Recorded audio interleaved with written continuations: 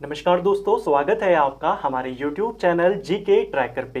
देखिए फ्रेंड्स, आज के वीडियो में हम बात करेंगे जो हमारी एक नई सीरीज है Uttarakhand book wise MCQ series, जिसमें हम उत्तराखंड की इंपॉर्टेंट बुक्स को एमसीक्यू के रूप में यहाँ पर कवर कर रहे हैं। जिसमें सबसे पहले जो उत्तराखंड की सबसे इंपॉर्टेंट बुक है, खासकर उत्तराखंड हिस्ट्री के लिए, अजय रावत जी की पुस्तक को हम यहाँ पर एमसीक्यू के फॉर्मेट में कवर कर रहे हैं। साथ में आपको इसके साथ साथ बीएस रेकुनी जी की जो पुस्तक है उसके भी एमसीक्यू यहाँ पर देखने को मिलते हैं। वे क्वेश्चन जो थ्योरी के रूप में आपके पास किताब में है उनके एमसीक्यूज करके हम यहाँ पर कवर करते हैं, और सिर्फ क्वेश्चन आंसर को नहीं करते, इनको पूरी डिटेल के साथ कवर करते हैं, एक्सप्लेनेशन के साथ टॉपिक वाइज हम यहाँ पर कवर कर रहे हैं, ताकि जो आपकी इंपॉर्टेंट किताबें हैं वो एमसीक्यू के फॉर्मेट में भी आपके पास उनके नोट्स हो, जिससे आप अच्छे से प्रैक्टिस भी कर पाएं और प्रैक्टिस के साथ साथ उनका रिवीजन भी कर पाएं। कल हमने इस सीरीज की पहली क्लास को कवर किया था। अगर आपने उसको नहीं देखा है तो आप उसको प्लेलिस्ट में जाके देख सकते हैं। इस सीरीज की हर क्लास में लगभग 20 प्रश्नों को कवर करेंगे और अगली क्लास में वहीं से आगे कंटिन्यू करेंगे जहां पर हमने पिछली क्लास में छोड़ा था। तो चलिए आज की क्लास को स्टार्ट करेंगे। आज का हमारा पहला क्वेश्चन है, यशवंत सिंह कटौच ने किस वर्ष लाखू उडियार से 7 मानव आकृतियों, जो ताम्र मानव आकृतियां हैं, उनको खोज किया था, उनकी प्राप्ति करी थी। तो देखिए, लाखू उडियार को लेकर कई सारी बातें हमने कल भी करी थी। एक क्वेश्चन इसको लेकर के और बन गया कि लाखू उडियार से 7 ताम्र मानव आकृतियां मिली हैं। यह खोज यशवंत सिंह कटौच ने करी है और इसकी खोज इन्होंने 1982 में करी थी। ऑप्शन बी सही आंसर होगा।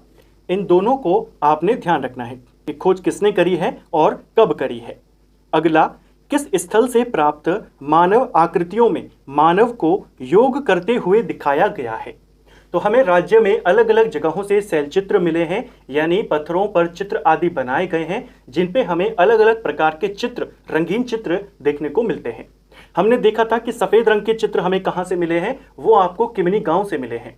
इसी प्रकार मनुष्य को योग करते हुए कहां पर दिखाया गया है, मनुष्य को योग करते हुए फलसीमा में दिखाया गया है। ऑप्शन ए सही आंसर होगा। फलसीमा आपके अल्मोड़ा में है, यहां से भी हमको मानव आकृतियां मिली हैं, चित्र मिले हैं, और इन चित्रों में मनुष्य को योग करते हुए दिखाया गया है। ठीक है, कुछ इंपॉर्टेंट बातें हैं इस प्रश्न को लेकर के। देखिए, लोएथाप ये भी अल्मोड़ा में है, यहां से मनुष्य को नृत्य करते हुए और शिकार करते हुए दिखाया गया है। लोएथाप के चित्रों में किस रंग का इस्तेमाल है, विशेष रूप से लाल रंग का, ये क्वेश्चन बनता है। दूसरा, पेटसाल में नृत्य करते हुए मनुष्य को दिखाया है। पेटसाल से भी हमको चित्र मिले हैं, शिलाश्रय मिले हैं, यहां पर उसे डांस करते हुए दिखाया गया है। अगला है कफरकोट। कफरकोट भी एक इंपॉर्टेंट पुरा स्थल है, यहां से भी हमको कुछ मानव आकृतियां मिली हैं। यहां की मानव आकृतियों को भी नृत्य करते हुए दिखाया गया है और इन मानव आकृतियों में कत्थई रंग का प्रयोग किया गया है। हर जगह के रंग नहीं पूछे जाते हैं, जो विशेष हैं, जो कुछ इंपॉर्टेंट हैं, वो पूछा जाता है। जैसे लोएथाप में लाल रंग का इस्तेमाल है, किमिनी गांव में सफेद रंग का इस्तेमाल है, उत्तरकाशी के हुडली से जो मिले हैं उनमें नीले रंग का इस्तेमाल किया गया है। उसी प्रकार कफरकोट जो एक प्राचीन पुरा स्थल है, ये अल्मोड़ा में पड़ता है, पेटसाल के नजदीक है, और यहाँ पर भी मनुष्य को नृत्य करते हुए दिखाया गया है और किस रंग का इस्तेमाल है, कत्थई रंग का इस्तेमाल किया गया है। अगला, किस स्थल के शैल चित्रों में नीले रंग का प्रयोग किया गया है। तो नीले रंग का प्रयोग अभी हमने देखा, ये आपके हुडली में किया गया है। हुडली उत्तरकाशी में पुरोला के नजदीक आपका पड़ता है। ऑप्शन बी सही आंसर है। अगला, राज्य में पुरातात्विक खोज का जन्मदाता किसे माना जाता है। तो राज्य में सबसे पहले जो पुरातत्व चीजों की खोज हुई थी, किसने करी थी, कब करी थी, ये सवाल पूछा जाता है। वही सवाल यहां पर बना है कि पुरातात्विक खोज का जन्मदाता उत्तराखंड में कौन है। वो कहा जाता है विलियम जोरी हैनवुड को, शॉर्ट में जिसे केवल बुक्स में हैनवुड नाम दिया गया है। ऑप्शन बी इसका सही आंसर होगा। अब इससे जुड़ी कुछ इंपॉर्टेंट बातें हैं, देखिए। 1856 में चंपावत के देवी धुरा से कपमार्क्स की खोज करी थी हैनवुड ने। यह राज्य की पहली पुरातात्विक खोज थी। तो उत्तराखंड में पुरातात्विक खोज का जन्मदाता इसी को कहते हैं। क्यों कहते हैं? क्योंकि 1856 में उत्तराखंड से जो पहली पुरातात्विक खोज हुई जिसमें कपमार्क्स को खोजा गया, वो किसने खोजे थे? हैनवुड ने खोजे थे। एक कंफ्यूजन कल के वीडियो में कुछ स्टूडेंट्स को हुआ था कि देवीधुरा से कप मार्क्स एमपी जोशी ने खोजे या हेनवुड ने खोजे।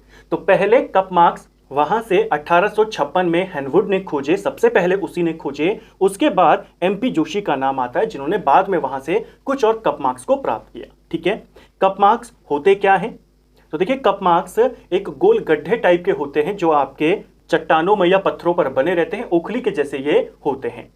जो हेनवुड ने इन कप मार्क्स को खोजा है, इनका उल्लेख उसने अपनी पुस्तक एडिनबर्ग न्यू फिलोसॉफिकल जर्नल्स में किया है। तो यह किताब किसकी है? हेनवुड की है। हो सकता है आपसे किताब का नाम ही पूछ लिया जाए। ठीक है, पश्चिमी रामगंगा घाटी से कप मार्क्स किसने खोजे हैं? वहां पर हमने पढ़ा था यशोधर मठपाल ने खोजे हैं।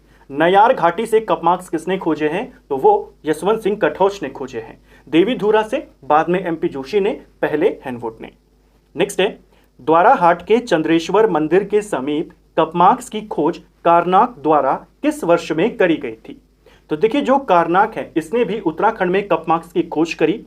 इसने इन कप मार्क्स की खोज द्वाराहाट का जो चंद्रेश्वर मंदिर है वहां से करी।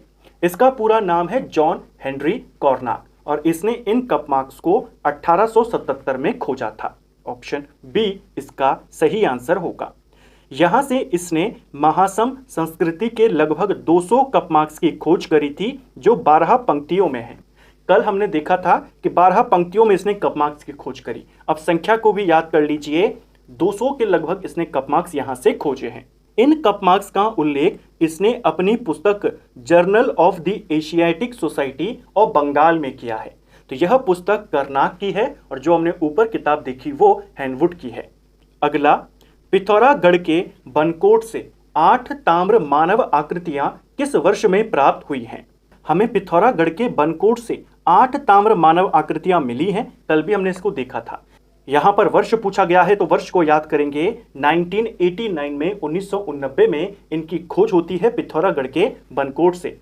इसके 10 साल के बाद 1999 में पिथौरागढ़ में ही एक जगह है जिसका नाम है नैनी पाताल। ठीक है, यहां से 5 मानव आकृतियों की खोज होती है, तो इस चीज को भी ध्यान रखना है। ठीक है, नेक्स्ट है, उत्तराखंड के अधिकांश किस प्रकार के मृदभांड पाए गए हैं?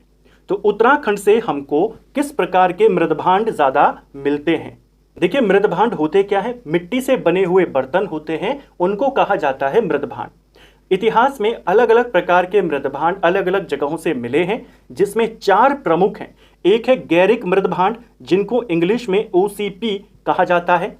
एक होते हैं काले लाल मृदभांड, जिनको BRW कहा जाता है। एक होते हैं चित्रित धूसर मृदभांड, जिनको PGW कहा जाता है। और एक होते हैं उत्तर काले पॉलिशदार मृदभांड, जिनको NBPW कहा जाता है। जो चित्रित धूसर मृदभांड होते हैं ये आपके भूरे या स्लेटी रंग के होते हैं, और ये आपके उत्तर भारत में ज्यादा देखने को मिलते हैं। उत्तराखंड में भी इसी प्रकार के मृदभांड हमको मिले हैं। तो उत्तराखंड में किस प्रकार के मिले हैं अगर इंग्लिश में पूछेगा तो PGW यानी पेंटेड ग्रे वेयर हमको यहां से मिले हैं, चित्रित धूसर मृदभांड।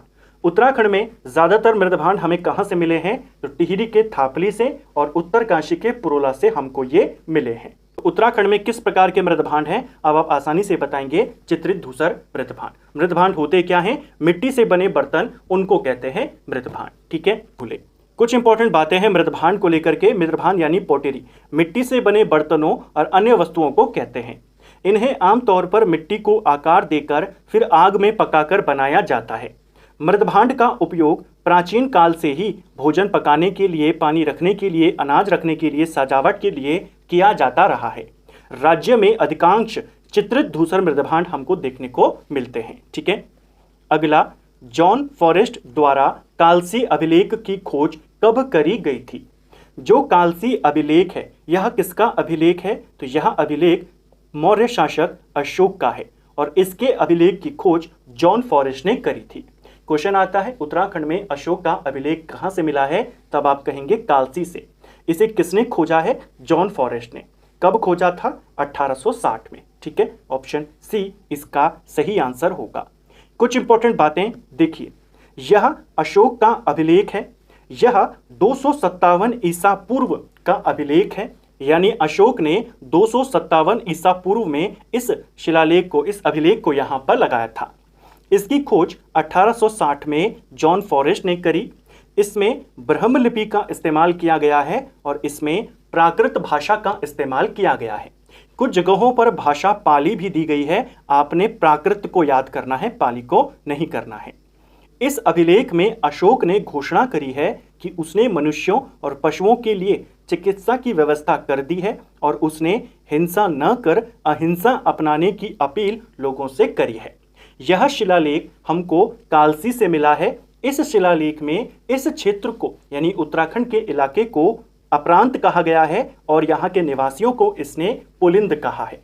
जिस काल का यह शिलालेख है, इस शिलालेख के समय उत्तराखंड में इस क्षेत्र में कुड़िंदों का शासन था और कालसी से अशोक का शिलालेख मिला है। तो इससे यह पता चलता है कि जो कुड़िंद लोग थे ये मौर्य शासकों के अधीन थे। ये क्वेश्चन भी पेपर में आया है कि कुड़िंद मौर्यों के अधीन थे। किस चीज से पता चलता है? तो कालसी अभिलेख से। ठीक है, अगला, महाभारत के किस पर्व में उत्तर कुरु और दक्षिण कुरु का वर्णन हमें देखने को मिलता है?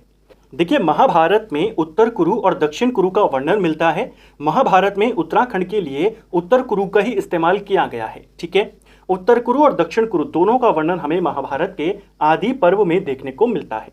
ऑप्शन सी इसका सही आंसर हो जाएगा। ठीक है, नेक्स्ट है, महाभारत के सुबाहुपुर की पहचान वर्तमान किस स्थान से की जाती है?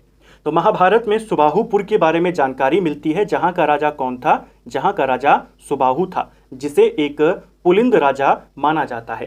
तो जो ये सुबाहु था, यह पुलिंद यानी कुड़िंद राजा था और इसकी जो राजधानी है सुबाहुपुर, इसे आज का श्रीनगर माना जाता है। ऑप्शन सी सही आंसर होगा। क्वेश्चन बनता है कि कुड़िंद राजा सुबाहु की राजधानी कहां पर थी? तब आप कहेंगे श्रीनगर में थी। ठीक है, इसका उल्लेख, कुड़िंद का उल्लेख, कुड़िंद राजा का उल्लेख महाभारत के 3 पर्वों में किया गया है। एक पर्व है सभा पर्व, एक पर्व है भीष्म पर्व और एक पर्व है आरण्य पर्व यानी वन पर्व। इन 3 पर्वों में इसका उल्लेख सुबाहु के बारे में, कुड़िंदों के बारे में हमें बताया गया है। ठीक है, नेक्स्ट है, किस वंश के इतिहास का एक महत्वपूर्ण स्रोत उनकी मुद्राएं हैं? तो किस वंश के इतिहास की जानकारी का महत्वपूर्ण स्रोत उनकी मुद्राएं हैं? ये वंश है कुड़िंद वंश। ऑप्शन बी इसका सही आंसर होगा। जो कुड़िंद वंश है इसके हमें अलग अलग प्रकार की मुद्राएं मिली हैं, उन्हीं के आधार पर इनका अधिकांश इतिहास लिखा गया है। कुड़िंदों को उत्तराखंड पर शासन करने वाली पहली राजनीतिक शक्ति माना जाता है। ठीक है, इनको कुड़िंद भी कहते हैं। इनके लिए कुलिंद शब्द का इस्तेमाल भी किया जाता है और पुलिंद भी इन्हीं को कहते हैं। कुड़िंद शासक अमोघ भूति की मुद्राएं किसकी बनी होती थी? देखिए, कुड़िंद वंश उत्तराखंड में शासन करने वाला पहला राजनीतिक वंश है। इस वंश की जानकारी का जो इंपॉर्टेंट स्रोत है वो इनकी मुद्राएं हैं और इस वंश का जो सबसे प्रतापी राजा है वो अमोघ भूति है। तो अमोघ भूति की जो मुद्राएं होती थी वो रजत और ताम्र दोनों धातुओं की बनी होती थी। ऑप्शन सी इसका सही आंसर होगा। ठीक है, कुछ इंपॉर्टेंट बातें अमोघ भूति से जुड़ी हैं, उनको करेंगे। अमोघ भूति कुड़िंद वंश का सबसे शक्तिशाली राजा था। सबसे ज्यादा मुद्राएं हमें इसी की मिली हैं। इसकी मुद्राएं ताम्र और रजत दोनों धातुओं की बनी होती थी, जबकि जो अदर मुद्राएं हमको मिली हैं कुड़िंदों की वो केवल ताम्र की बनी होती थी। ठीक है, अमोघ भूति की मुद्राओं में ब्राह्मी और खरोष्टी दोनों लिपियों का इस्तेमाल किया गया है, यानी द्विलिपीय इसकी मुद्राएं होती थी। बाकी की जो कुड़िंद मुद्राएं हमको मिली हैं उसमें केवल ब्रह्मलिपि का इस्तेमाल है। इसकी मुद्राओं में देवी और मृग का अंकन हमें देखने को मिलता है। एकमात्र कुड़िंद है जिसकी मुद्राओं पर महाराज लिखा हुआ है और इसी से ये अनुमान लगाया गया कि ये कुड़िंदों का सबसे महान राजा रहा होगा। अगला, कुड़िंदों की अल्मोड़ा से मिली 4 मुद्राएं वर्तमान में कहां पर रखी गई हैं? तो कुड़िंदों के इतिहास का इंपॉर्टेंट स्रोत क्या है? उनकी मुद्राएं। तो उनकी मुद्राओं से जुड़े क्वेश्चन आपको पता होने चाहिए। कुड़िंदों की हमको 3 प्रकार की मुद्राएं मिली हैं। एक है अमोघ भूति प्रकार की, जिसके बारे में हमने ऊपर बात करी। दूसरी है अल्मोड़ा प्रकार की, जिसके बारे में हम अभी बात करेंगे। और एक है छत्रेश्वर प्रकार की, जिसके बारे में हम अगले क्वेश्चन में बात करेंगे। जो अल्मोड़ा प्रकार की मुद्राएं हैं ये राज्य में केवल अल्मोड़ा से मिली है, इसीलिए इनको अल्मोड़ा प्रकार की मुद्राएं कहा जाता है। केवल ताम्र धातु की बनी हुई है और केवल ब्रह्मलिपि का इनमें इस्तेमाल किया गया है। अल्मोड़ा से हमें शुरुआत में 4 मुद्राएं मिली थी और ये मुद्राएं वर्तमान में ब्रिटिश संग्रहालय लंदन में रखी गई हैं। ऑप्शन ए इसका सही आंसर होगा। कुछ इंपॉर्टेंट बातें इन मुद्राओं को लेकर के। अल्मोड़ा प्रकार की मुद्राएं ताम्र की बनी है और लिपि ब्रह्मी उसमें इस्तेमाल की गई है। क्वेश्चन बन सकता है अल्मोड़ा प्रकार की मुद्राओं का संबंध किस वंश से है। जैसे आपसे पूछा गया था अभी हाल ही में कि छत्रेश्वर मुद्राओं का संबंध किससे है, वो भी कुड़िंद से है, ये भी कुड़िंद से है। इन मुद्राओं में जो हमें 4 मुद्राएं मिली हैं, इन मुद्राओं में मगभथस, शिवदत्त, हरिदत्त, शिवपालित 4 कुड़िंद राजाओं के नाम हमें देखने को मिलते हैं। ठीक है, इसके बाद हमें अल्मोड़ा से कत्यूर घाटी से बागेश्वर के नजदीक से 54 मुद्राएं और मिली, जिसमें शिवदत्त, आशेक, गौमित्र उनके नाम भी हमें देखने को मिलते हैं। लेकिन अगर अल्मोड़ा प्रकार की पूछेगा, जो स्टार्टिंग में 4 मुद्राएं मिली थी जो अभी ब्रिटिश संग्रहालय में है, उसमें इन्हीं 4 के नाम हैं। ठीक है, नेक्स्ट है छत्रेश्वर प्रकार की मुद्राओं का संबंध किस वंश से है। तो छत्रेश्वर प्रकार या जिसे चत्रेश्वर प्रकार भी लिखा जाता है, दोनों एक ही बात है। ठीक है, इनके बारे में माना जाता है कि ये कुड़िंदों के अधिष्ठाता देव रहे होंगे और उन्हीं के नाम पर कुड़िंदों ने इन मुद्राओं को निकाला। तो इनका संबंध भी किससे है, कुड़िंदों से है। और ये मुद्राएं अगर पूछेगा इसमें किस लिपि का इस्तेमाल है, तो आप आसानी से बताएंगे इसमें केवल ब्रह्मलिपि का इस्तेमाल है और ये ताम्र की बनी होती थी, क्योंकि रजत की और खरोष्टी लिपि हमें किसमें मिलती है, केवल अमोघ भूति की मुद्राओं में। ठीक है, अब चूंकि यह वंश जो है कुड़िंद वंश है, आगे जब हम चैप्टर में एंटर करेंगे तो इसके बारे में और डिटेल में जानेंगे। अभी हम केवल एक परिचय के एमसीक्यूज को देख रहे हैं, जो उत्तराखंड का सामान्य परिचय है, जो पहला चैप्टर है अजय रावत जी की पुस्तक में। अब चूंकि इनकी मुद्राएं इंपॉर्टेंट है, तो इनकी मुद्राओं के लिए एक किताब लिखी गई है इनकी मुद्राओं पर, जिसका नाम है मोर्फोलॉजी ऑफ कुड़िंद कॉइन्स। और इस किताब को किसने लिखा है, इस किताब को MP जोशी ने लिखा है। ठीक है, अगला, कुड़िंदों के मैदानी भागों में किसने अधिकार कर लिया था। कुड़िंद उत्तराखंड में शासन करने वाली पहली राजनीतिक शक्ति मानी जाती है, लेकिन कुछ समय के बाद कुड़िंद कमजोर होने शुरू हुए। कुड़िंद उस समय तक उत्तराखंड के पहाड़ी इलाके में और मैदानी इलाके में दोनों में शासन करते थे, लेकिन कुछ समय बाद जैसे ये कमजोर हुए, इनके मैदानी इलाकों पर शकों ने अधिकार कर लिया था। ऑप्शन ए हमारा सही आंसर होगा। पहाड़ी इलाकों पर अभी भी कुड़िंद स्वतंत्र रूप से शासन कर रहे थे। कुछ जगहों पर दिया है कि इनके मैदानी इलाकों पर कुषाणों ने अधिकार किया, तो उसको करेक्ट करना, पहले शकों ने अधिकार किया, शकों को पराजित किया था कुषाणों ने। ठीक है, शकों के बाद उत्तराखंड के मैदानी इलाकों में, तराई इलाकों में किसका शासन स्थापित हुआ, कुषाणों का। और जब कुषाण मैदानी इलाकों में शासन कर रहे थे, तब भी पहाड़ी इलाकों पर कुड़िंद स्वतंत्र सत्ता के रूप में शासन कर रहे थे। इन कुड़िंद और जब मैदानों में कुषाण आ गए, पहले कुड़िंदों के बाद शक आए, शकों के बाद कुषाण आए। जब कुषाणों का शासन यहाँ पर चल रहा था मैदानी इलाकों में, खासकर तराई के क्षेत्र में, और पहाड़ों में कुड़िंद हैं, उस समय एक सत्ता और थी जिनको कहा जाता है योद्धे वंश, और इसी योद्धे वंश को श्रेय जाता है कुषाणों को कुचलने का। क्वेश्चन आता है कुषाणों का दमन किसने किया था राज्य में, इन्होंने किया था। और योद्धे कौन है, ये कुड़िंदों के ही समकालीन माने जाते हैं। ठीक है, ये क्वेश्चन बन जाता है, इसको ध्यान रखना कि योद्धे शासकों ने कुषाणों का दमन किया था। इन योद्धे शासकों की मुद्राएं हमको जौनसार भाबर क्षेत्र से, कालो डांडा यानी लेंसिडॉन पौड़ी की साइड से मिलती रहती है। ये किसके समकालीन थे, कुषाण और कुड़िंदों के समकालीन थे, जिन्होंने कुषाणों को यहाँ से हटाया। अगला, बाढ़ वाला यज्ञ वेदिका का निर्माण किसने करवाया था।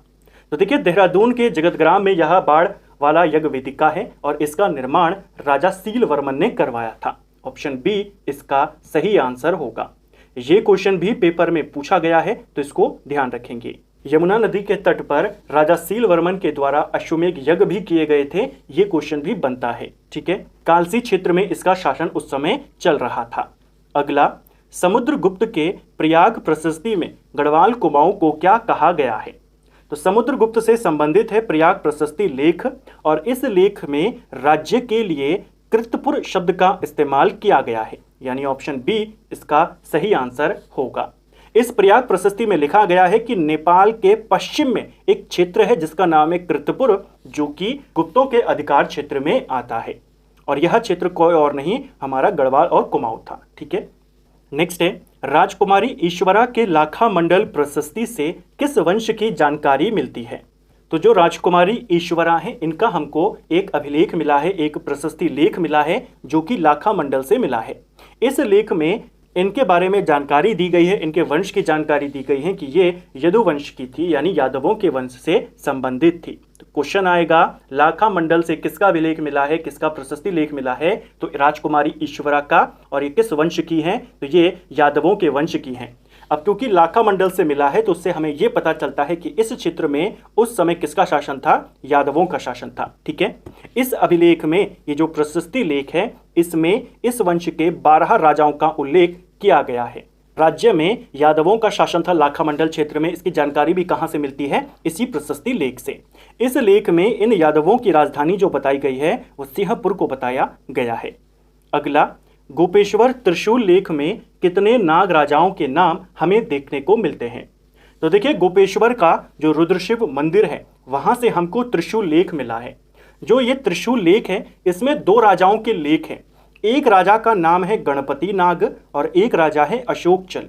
पहले इसके ऊपर 6ठी शताब्दी में गणपति नाग ने अपना लेख अंकित करवाया और बाद में 12वीं शताब्दी में अशोक चल ने अपना लेख अंकित करवाया। जो गणपति नाग का लेख है उसमें हमें टोटल 4 नाग राजाओं की जानकारी मिलती है। एक तो गणपति नाग की मिलती है, उसके अलावा स्कंद नाग की मिलती है, विभु नाग की मिलती है और अंशु नाग की मिलती है। तो ये 3 राजा और चौथा खुद गणपति नाग।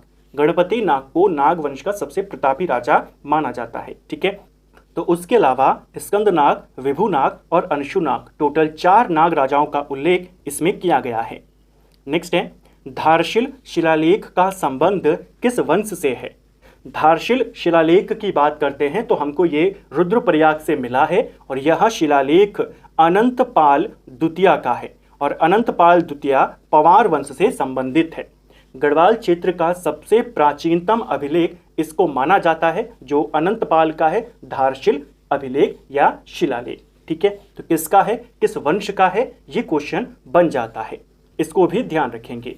तो फ्रेंड्स, ये था हमारा आज का वीडियो जिसमें हमने उत्तराखंड से संबंधित उत्तराखंड की जो 2 इंपॉर्टेंट बुक्स हैं उनके 20 और इंपॉर्टेंट एमसीक्यूज को कवर किया और अभी तक 2 पार्ट्स में 40 क्वेश्चन हम सीरियल वाइज कवर कर चुके हैं।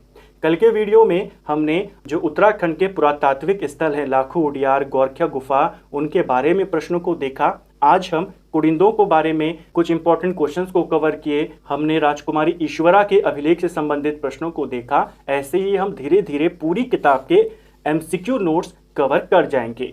उम्मीद करता हूं आपको आज का वीडियो पसंद आया होगा। अगर आपको ये वीडियो पसंद आई है तो वीडियो को लाइक करें, चैनल पर नए हैं तो सब्सक्राइब करें, अपने दोस्तों के साथ शेयर करें। वीडियो आपको कैसा लगा कमेंट बॉक्स में हमें ज़रूर बताएं। Thank you friends.